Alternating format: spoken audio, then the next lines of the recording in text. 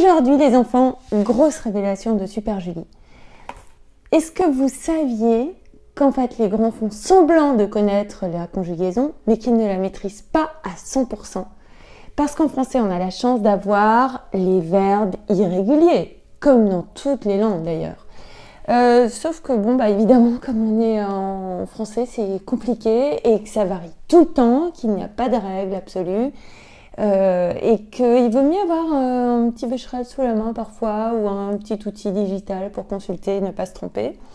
Sinon, on est sans arrêt obligé de s'entraîner, de réviser, d'avoir ça, un petit bled pour savoir si quand je couds, je mets DS, je crains, haha, je couds, bien sûr on va mettre DS, mais je crains, eh ben on met juste S, et oui, sinon ce serait pas drôle.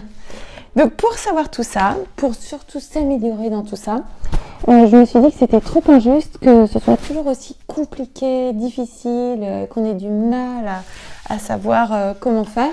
Donc j'aime bien par exemple l'image de l'arbre qui est aussi utilisée sur cette appli, où on a quelque chose de solide à la base qui s'appelle le radical.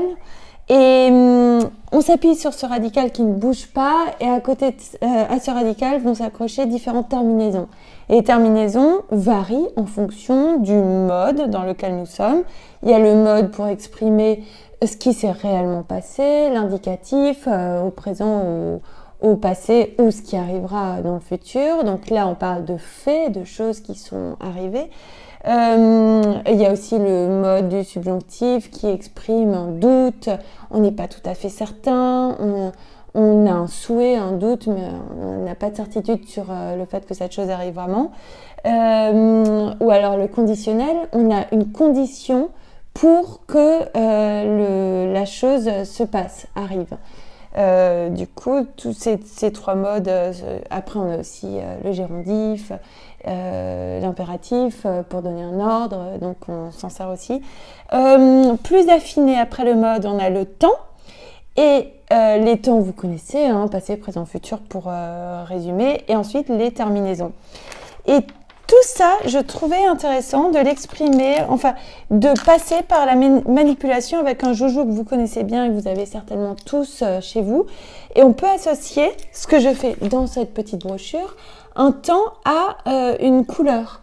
Comme ça, on peut s'en sortir, on peut toucher, regarder et pour les enfants qui sont plus visuels, se dire « Ah bah oui, tiens, orange, c'était passé composé. Le passé composé, c'était ça, ça et ça, la terminaison. Donc, hop, je me rappelle mieux et je compose mon verbe comme ça. » J'ai aussi, dans ce petit livre, proposé de jouer en associant différentes longueurs de Lego et différentes épaisseurs aux personnes. Parce qu'on a je, tu, il et ça permet aussi, ça permet aussi de se rappeler les terminaisons et de faire en sorte de créer des automatismes avec le tu. On a toujours le S, parfois un X, sinon ce serait pas drôle parce qu'on aime bien varier un petit peu les plaisirs en français. À côté de ça, on a des petits allers-retours qui se font dans ce livre qui est bien fait pour comprendre l'histoire du verbe être, du verbe avoir, qui sont aussi tantôt des auxiliaires. Ils servent tout le temps en fait, il faut les connaître par cœur. Et on a aussi la distinction sujet-verbe, comment s'accordent-ils, comment fonctionnent-ils ensemble, que font-ils tous les deux. Et pour illustrer tout ça, j'aime bien avoir un petit jeu aussi. Là, j'ai le CE2, mais ça existe aussi en CE1, CM1, CM2, pour les plus compliqués. Et on a aussi bien des terminaisons à l'imparfait qu'au présent, qu'au futur, pour jouer avec les temps et s'en sortir un petit peu mieux. Pour ne plus se tromper entre les verbes du deuxième groupe qui se termine en isson, le groupe hérisson j'appelle, parce que donc si on a grossisson, on sait évidemment que c'est du deuxième groupe, et le verbe luire, et bien là évidemment troisième. Le troisième groupe, un petit peu ce groupe poubelle où on met tout ce qu'on ne sait pas classer ailleurs. Donc pour retenir, c'est pas mal.